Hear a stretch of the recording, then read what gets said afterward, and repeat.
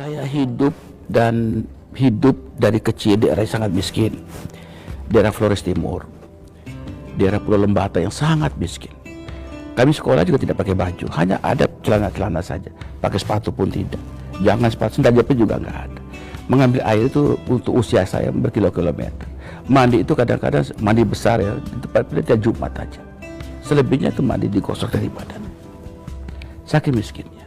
Kadang-kadang kami makan itu dari biji asam, kemudian biji mangga yang kering itu, kemudian buah dari bakau, dan sangat miskin sekali. Kadang-kadang satu hari itu makan satu potong kelapa saja itu yang diiris kecil itu luar biasa. Jadi dengan kemiskinan sejak kecil itulah membuat saya sekarang waktunya lah puncak prestasi politik saya untuk rakyat dimanapun, untuk orang miskin, dan doa orang miskin itu dijawab oleh Allah Subhanahu. Ya, ke Jakarta. Ya, naik perahu lah selama 7 hari. Naik perahu, kemudian naik kereta, naik kapal, kemudian datang ke Jakarta, kemudian menjadi penjaga sekolah, menjadi tukang sapu di SMP Muhammadiyah. Sekarang OB, dulu tukang sapu, penjaga sekolah demi Allah di panti asuhan. Nah, saya kalau orang lagi rapat itu saya membeli nasi, kemudian saya nanti kalau ada sisa nasi itulah giliran saya untuk mendapatkan nasi bekas itu. Dan itulah yang kemudian timbul empati pada rakyat luar biasa. Kalau boleh ini saya nggak mau jadi anggota DPR. Kalau mengkhianati rakyat nggak berani. Dan terlalu banyak air mata di belakang saya, mereka menunggu. Maka ketika saya reses, saya turun. Saya dapat uang 260 juta, saya pasti habis. Saya tidak pernah ada sisa sen pun. Saya bangga sekali bisa memberi sesuatu buat mereka. Dan air mata saya bukan air mata karena ingin diperhatikan orang. Ini tidak, memang saya begitu. Kalau anak saya nangis bahagia, saya juga menangis sedih juga saya. Karena saya tidak ingin mereka menangis karena saya waktu kecil. Saya bercita-cita semua anak Indonesia itu bisa sekolah, bisa ibadah dengan tenang. Mereka bisa mendapatkan kebahagiaan sebagaimana yang kita cita-citakan. Kita nggak boleh ego. Sebagai seorang pemimpin, kita tidak boleh ego. Jangan kita mencita-citakan kebahagiaan kita sendiri, tapi juga kebahagiaan bersama untuk rakyat kita. Saya tidak ingin mengkhianati rakyat saya. Jangan. Terlalu banyak air mata jatuh. Ya, kalau pemimpin Indonesia tidak boleh membuat air mata rakyat terlalu banyak jatuh. Dia akan menjadi saksi, dan itu pertanggungjawab luar biasa besar pada Allah Subhanahu wa Ta'ala. Dan saya sadar untuk itu.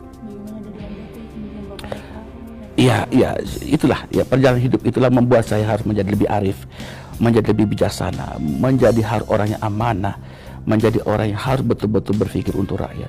Jangan pernah menyimpan harta di hatimu, tapi simpanlah harta itu di tanganmu, agar engkau menjadi ahli sedekah, maka niscaya di langit akan mencintaimu. Maka seringkali saya pidato atau berdoa, cinta yang di bumi, niscaya di langit akan menyayangimu. Saya terus terang saja, sejak kecil saya bercita-cita ingin selalu membahagiakan orang. Dan jalan yang paling dekat untuk bisa membuat orang bahagia adalah pendidikan. Maka saya mendirikan sekolah. Meskipun saya nggak punya uang, saya mau punya jalan. Saya mendirikan sekolah di mana-mana, agar banyak anak Indonesia, terutama anak yatim, bisa sekolah dengan harga yang murah, suku-suku gratis, dan terjangkau, dan berkualitas bagus. Saya tidak ingin menjadi ria. Saya juga saat sekarang mendirikan beberapa sekolah baru. Saya lagi cari tanah lagi untuk mendirikan pondok pesantren lagi. Hidup saya biarlah harta saya tidak ada, tapi saya bahagia ketika mereka bisa sholat, bisa ngaji. Dan pada saat mereka wisuda, saya biasa memberi sambutan. Saya pun menangis bersama orang tua. Bahagia. Setiap orang yang sekolah di tempat saya, mereka pada saat wisuda kemudian melihat air mata bersama orang tua. Pada saat itulah saya merasa hadir bersama mereka. Jangan karena uang kemudian mereka tidak sekolah. Terlalu banyak negeri ini berjanji kepada orang miskin, tetapi tidak pula mereka menghargai anak yatim, tidak menghargai orang miskin. Faktanya banyak anak miskin tidak sekolah. Banyak pejabat lingkungannya rumahnya mewah, hidup mewah, anak yatim tidak terurus, tidak pernah selesai. Tapi saya malu dengan Tuhan. Saya malu dengan Allah. Saya malu dengan Nabi saya. Dulu Nabi mendirikan agama, menjadikan agama ini penuh dengan peperangan. Sampai mau terbunuh. Kita tidak pernah lagi. Kita sekarang tinggal bagaimana menjalankan agama dengan baik. Dan agama itu mengajarkan dua hal yang paling pokok. Yaitu imanlah engkau pada Tuhanmu. Dan beramal solehlah. Niscaya banyak rahmat yang datang kepadamu. Karena rahmat Allah itu meliputi seluruh isi alam. Satu hal, jujurkah kita dengan hati nurani kita sendiri? Jujurkah hati kita mengatakan rakyat Indonesia bagian dari tugas dan tanggung jawab kita? Di pundak kita masih banyak tanggung jawab harus kita kerjakan. Saya malu dengan Bung Karno. Saya malu dengan Bung Hatta.